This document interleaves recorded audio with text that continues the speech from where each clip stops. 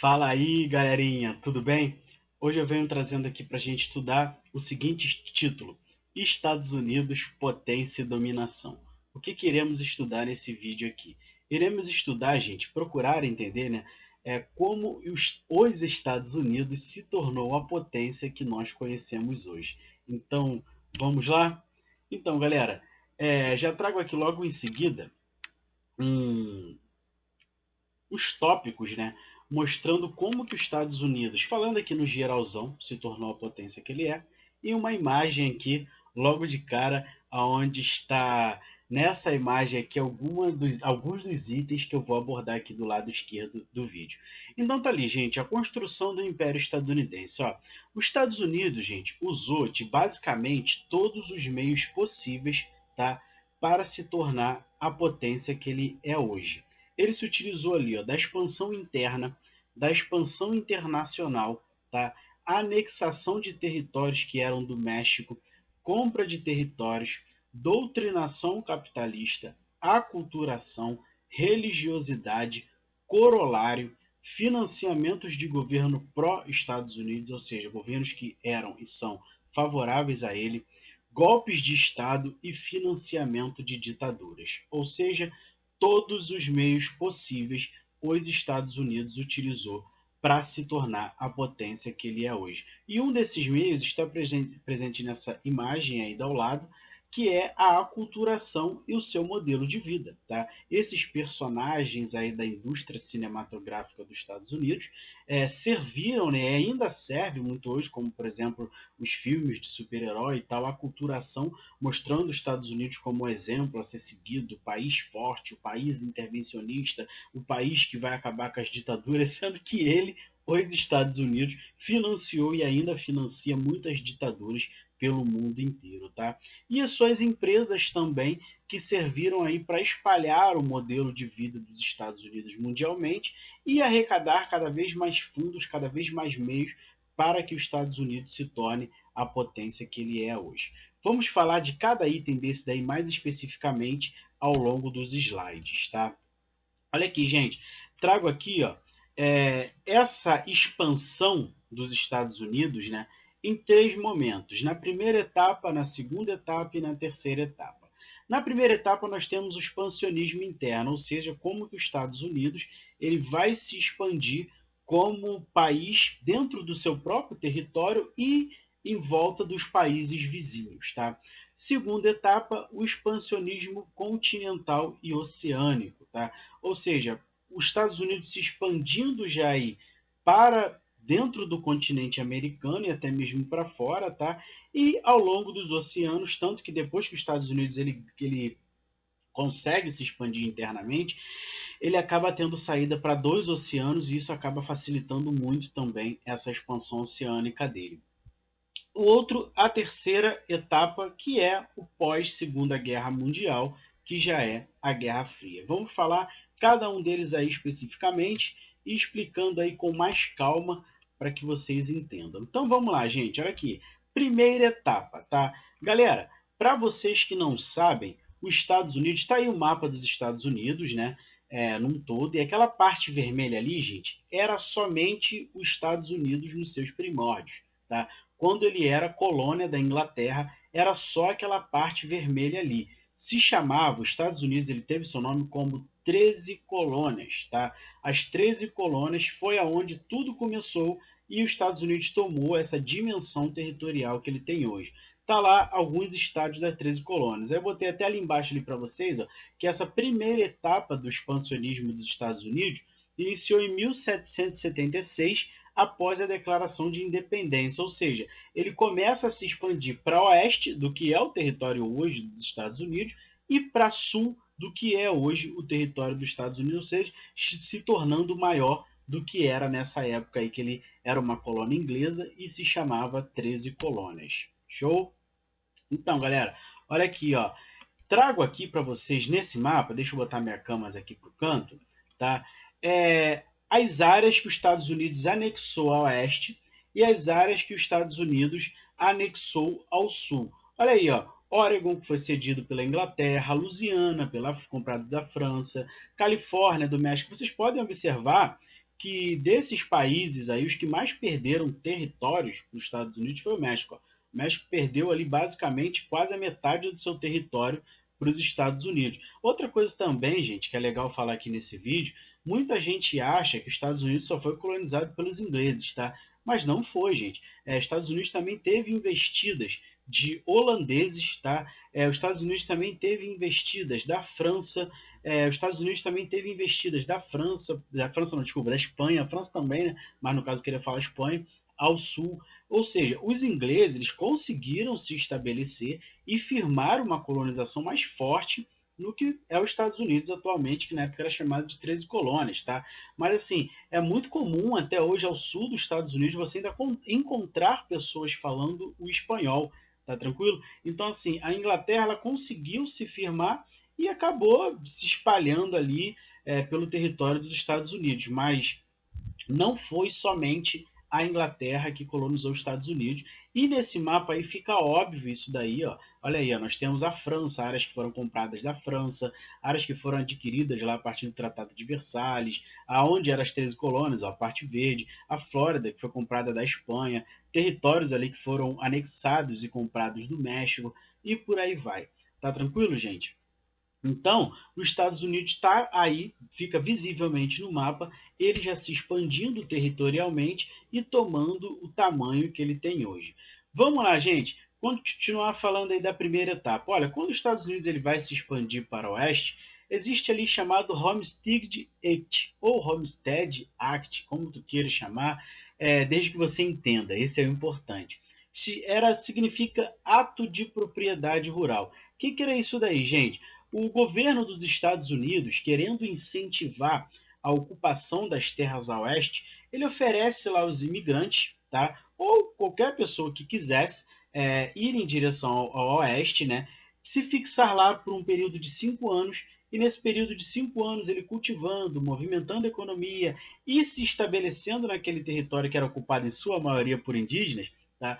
Ele ganharia posse daquela terra e o governo doaria para ele 160 acres de terra. Ou seja, os Estados Unidos realiza a reforma agrária, né, através da força, e nos filmes mesmo de Velho Oeste mostra isso como aconteceu, esses imigrantes aí em direção ao oeste, e lá o filme de Velho Oeste é o que? O cidadão que está indo em direção ao oeste, o estadunidense, guerreando com os índios, que nada mais eram ali os que estavam ocupando as terras a oeste nesse momento. Outra questão também, gente, que os Estados Unidos utilizou muito para se estender em direção ao oeste e também para outros territórios ele anexar, foi a questão do destino manifesto, tá? Ou seja, gente, ele utilizava-se argumentos religiosos, se utilizava-se da ideologia religiosa para mostrar ali para aqueles povos que estavam sendo dominados, guerreados, conquistados, que eles eram um povo escolhido por Deus. Então, aquelas terras ali que estavam sendo conquistadas e anexadas eram dos estadunidenses por direito.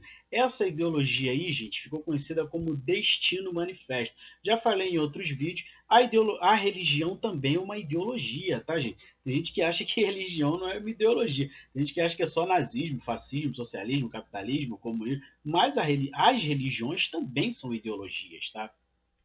Outra questão foi o destino manifesto que eu já falei, né? Foi a doutrina Mormon e o corolário Polk, tá? Que foram originários a partir do destino manifesto. A doutrina Mormon, gente, que ficou conhecida com o nome América para os americanos, mas que na realidade era América para os estadunidenses, tá? Mostrava ali todo o imperialismo dos Estados Unidos em querer se expandir para outros territórios, tá?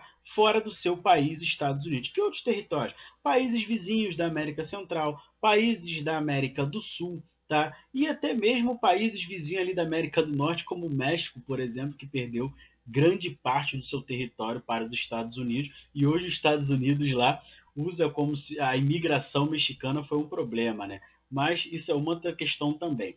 E tem um corolário Polk, que foi ali muito intensificado pelo Texas, né, que foi disputado intensamente pelo México e pelos Estados Unidos, tá? Que baseava-se na ideia de que os Estados Unidos estavam abertos a qualquer país que estivesse disposto a anexar-se a eles. tá? Sendo muito útil como pretexto para a expansão norte-americana sobre os territórios do Oeste. Como eu falei lá no início do vídeo, os Estados Unidos utilizou de todos os meios necessários, tá, para se tornar a potência que ele é hoje. Show? Vamos aqui para o próximo slide aqui e continuar a nossa explicação. Segunda etapa, gente, como que acontece essa segunda etapa aí? Olha, a segunda etapa ela já tem ali a expansão continental e a expansão oceânica. O que é a expansão continental? Os Estados Unidos ele sai do seu território, ele já se expandiu territorialmente, já ocupou as terras a oeste, lembrando que ele só era as 13 colônias, já ocupou as terras a oeste, já ocupou as terras ao sul, e agora ele começa a querer estender o seu domínio e ocupação para países vizinhos, seja países vizinhos da América Central, seja países vizinhos da própria América do Norte, como o México, ou seja países vizinhos da América do Sul. Ou seja, essa expansão continental inicialmente vai se iniciar dentro do continente americano. Lembra da doutrina Monroe? Que é América para os americanos, mas na prática era América para os estadunidenses. Então, acontece isso daí, gente. Olha só, tem uma linha do tempo aí que eu trouxe para vocês que mostra as anexações dos Estados Unidos, tá? Dentro do continente americano e até fora. Tem a anexação do Havaí, Guam, Filipinas e Porto Rico. Gente, o Havaí fica na Oceania, mas é um território estadunidense, tá?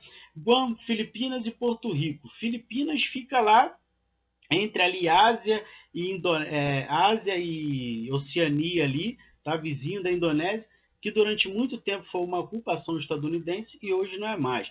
Temos ali domínio sobre as ilhas Samoa, tá? Imposição do protetorado sobre Cuba, construção do Canal do Panamá, imposição do semi-protetorado sobre São Domingos, ocupação da Nicarágua, compra das Ilhas Virgens. Ou seja, os Estados Unidos aí já se expandindo para outros lugares, seja do continente americano ou seja para outros continentes, tá?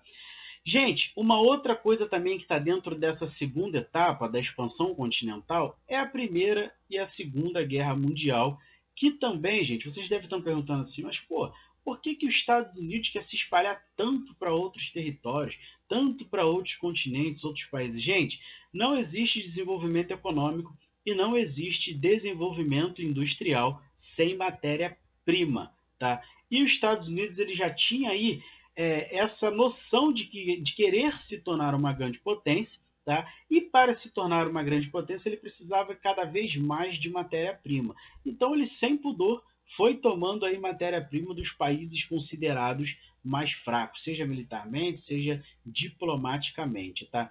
E é nesse contexto, gente, que entra a Primeira e a Segunda Guerra Mundial. O que eu vou falar aqui inicialmente é só para a primeira, mas depois eu vou pegar no geralzão que serve tanto para a primeira e segunda. Então, galera, até meados aí do século XX, as potências do mundo que mandavam eram potências europeias, principalmente a França e a Inglaterra.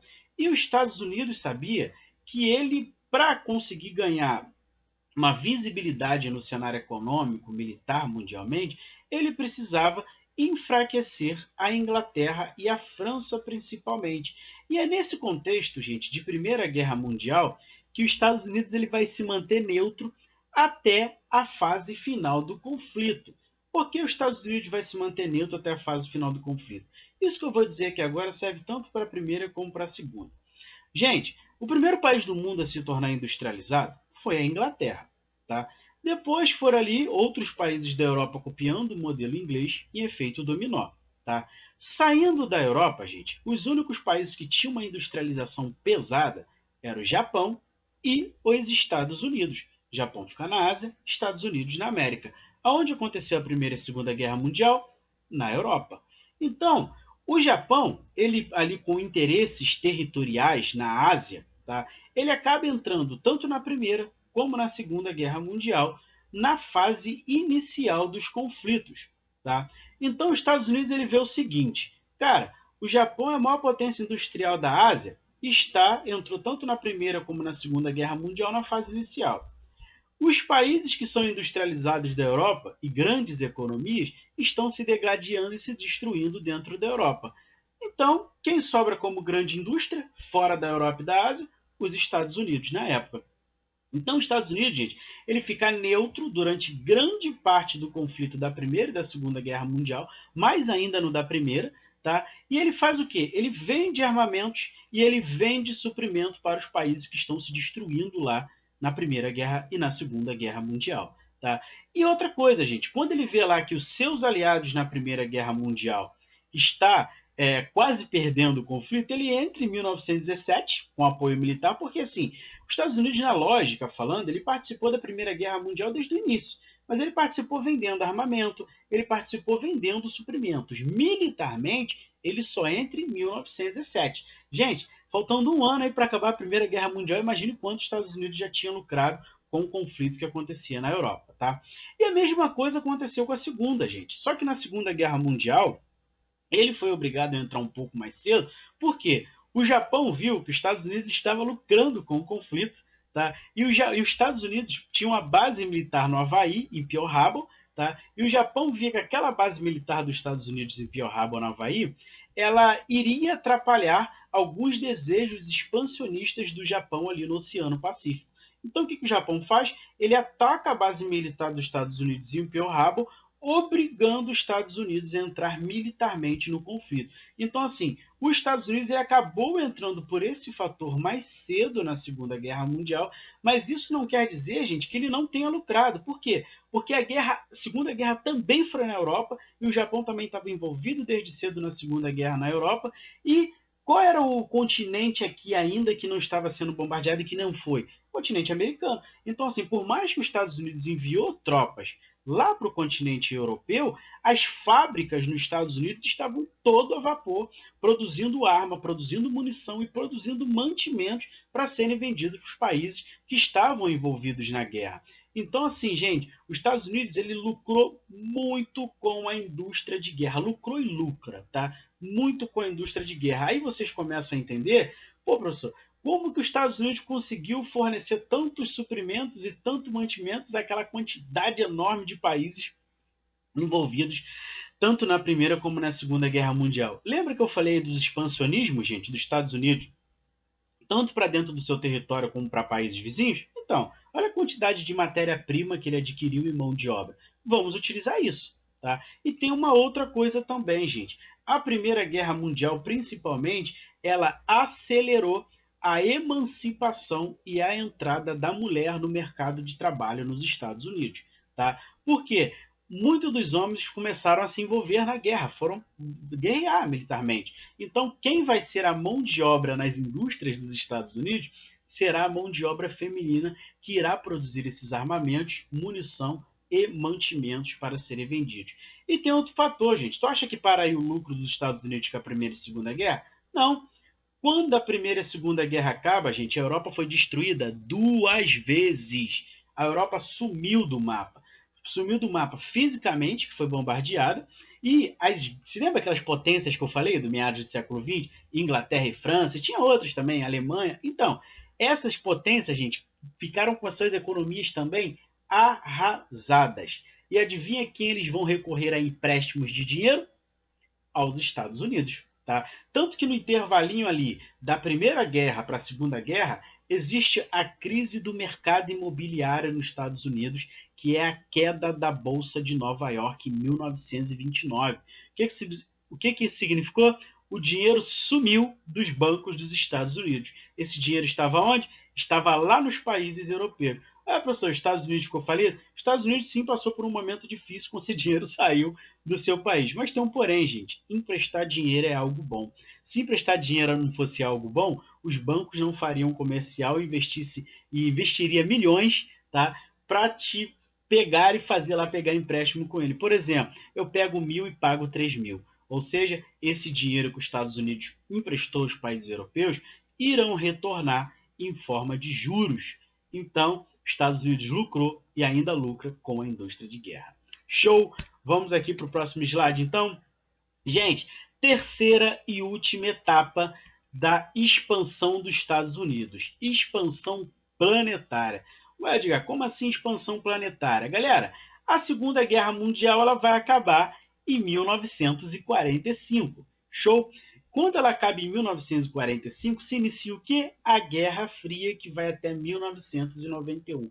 Professor, eu não sei o que foi a Guerra Fria. Então, gente, a Guerra Fria ela se inicia no final da Segunda Guerra e vai até o fim da União Soviética, em 1991, quando ela decreta fim às suas atividades. Ou seja, a União Soviética vai à falência e os países lá que formavam ela, que eram 15, né, se desmembram e voltam a ser as suas repúblicas. Tá? Então, assim, nesse contexto de Guerra Fria, tanto os Estados Unidos como a União Soviética, eles vão disputar áreas de controle no planeta, tá? Para manter lá suas hegemonias, tá? Então, assim, como a gente está falando dos Estados Unidos nesse slide, vamos focar mais nos Estados Unidos aqui. Mas sabe que no período da Guerra Fria, a União Soviética fez a mesma coisa que os Estados Unidos. Um fez a mesma coisa que o outro lá para tentar expandir os seus modelos. Mas vamos focar nos Estados Unidos. Os Estados Unidos, gente, ele vai botar nesse período aí de Guerra Fria a expansão capitalista, assim como a União Soviética queria a expansão socialista. E assim como a União Soviética fez de tudo para manter o seu modelo, os Estados Unidos fez de tudo para manter o seu modelo. Na Europa, a Europa vai ficar dividida entre Europa Oriental e Europa Ocidental. A Europa Ocidental voltados aos interesses e aliados dos Estados Unidos, a Europa Oriental aliada e voltada aos interesses socialistas da União Soviética. Na América, gente, a União Soviética ela vai se aproximar de alguns governos, os Estados Unidos, vendo ali que a aproximação da União Soviética está cada vez maior, o que os Estados Unidos faz no continente americano? Financia um monte de ditadura feito dominó. Quais eram os objetivos dessas ditaduras? Desaproximar os países do continente americano da União Soviética. Tá? E essas ditaduras vão fazer o que for possível para que a União Soviética não cresça aqui em direção aos países da América. E todas elas foram financiadas pelos Estados Unidos. É só você parar para pensar e pesquisar que a ditadura militar, os únicos lugares na América que não teve ditadura militar foi no Canadá e foi nos Estados Unidos. Por quê? Os Estados Unidos foi o que financiou esses governos. Tá? E o Canadá, na época, ele ainda era fortemente, ainda tinha ali, ainda tanto que a rainha da Inglaterra é considerada chefe de Estado no Canadá, eles têm o primeiro-ministro lá, tá? Mas a Inglaterra ela também era um dos países que financiava as ditaduras aqui na América, por exemplo, no Chile com o Pinochet. Tá legal? Na Ásia, gente, na Ásia também os Estados Unidos vai se expandir para lá, tanto que as Coreias vão se dividir, Coreia do Norte e Coreia do Sul, Coreia do Norte socialista, Coreia do Sul capitalista, até hoje, tá? O Vietnã vai se dividir em Vietnã do Norte e Vietnã do Sul, a mesma questão da Coreia. A China vai fazer a Revolução Chinesa e vai se aproximar da União Soviética. Os Estados Unidos vai fazer diversos acordos com o Japão e vai se aproximar com o Japão. Os Estados Unidos vai financiar os tigres asiáticos na Ásia. A União Soviética, desculpa, a China, que depois a União Soviética vai entrar em decreta fim às suas atividades e o país hoje de maior dimensão socialista é a China, vai criar os novos tigres asiáticos lá. Ou seja, os Estados Unidos ele vai se expandindo para o mundo todo e firmando o seu modelo. Na África, a mesma coisa, gente. Vai ter guerra civil angolana, que também vai se dividir em interesses socialistas e capitalistas, e entre outros conflitos que vai existir também no continente africano, que vai envolver aí aos interesses dos Estados Unidos e os interesses da União Soviética. Ou seja, os Estados Unidos ele tenta crescer ideologicamente e firmar a sua ideologia no mundo, tá? Porque ele conseguindo se firmar e sendo o país que espalhou essa ideologia, basicamente tudo no mundo estaria conectado a ele. E é o que acontece basicamente hoje. Tu liga a televisão, tudo o que acontece no mundo está ligado aos Estados Unidos. Tudo. E os Estados Unidos, hoje, até na internet, a língua mãe da internet, a língua da comunicação da internet é o inglês. Tá? E outra coisa, gente, que os Estados Unidos vai utilizar também, que é a expansão do seu modelo de vida e a aculturação. Seu modelo de vida ele vai utilizar muito o cinema, Hollywood, tá? Para mostrar os Estados Unidos com seus personagens como o herói intervencionista, o que vai levar à democracia, o que vai levar à paz, o que vai levar à liberdade. E a aculturação, o que é a aculturação?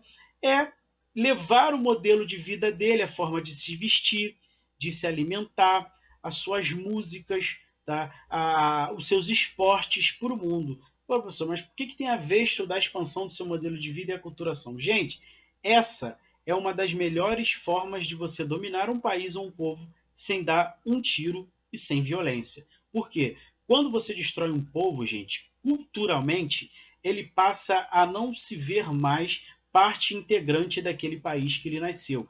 E ele passa a se ver parte integrante desse país que está o aculturando. Então ele começará a deixar o quê? Seus hábitos alimentares de lado, ele começará a deixar o quê? Seus hábitos musicais de lado, os seus hábitos esportistas de lado e começará a consumir os meus. Se estou consumindo agora os hábitos musicais dos Estados Unidos, gastronômicos e esportivos, as empresas deles estão lucrando e muito com isso, e as minhas aqui do Brasil, por exemplo, estão deixando de lucrar e muito com isso. Então a aculturação é o melhor meio de você dominar um povo e um país sem dar um único tiro e sem utilizar da violência física. Tá legal? Gente, é isso aí. Espero que vocês tenham gostado, espero que vocês tenham entendido, tá? Como que os Estados Unidos se tornou essa grande potência que ele é ultimamente, tá? E os meios que ele utilizou para que isso acontecesse. Não ache que caiu do céu e que foi assim de uma hora para outra, que não foi. Foi todo um processo desde sua independência até os dias atuais, tá? Então valeu, galera. Até a próxima aí para vocês. Espero vocês no próximo vídeo. Valeu? Tchau, gente.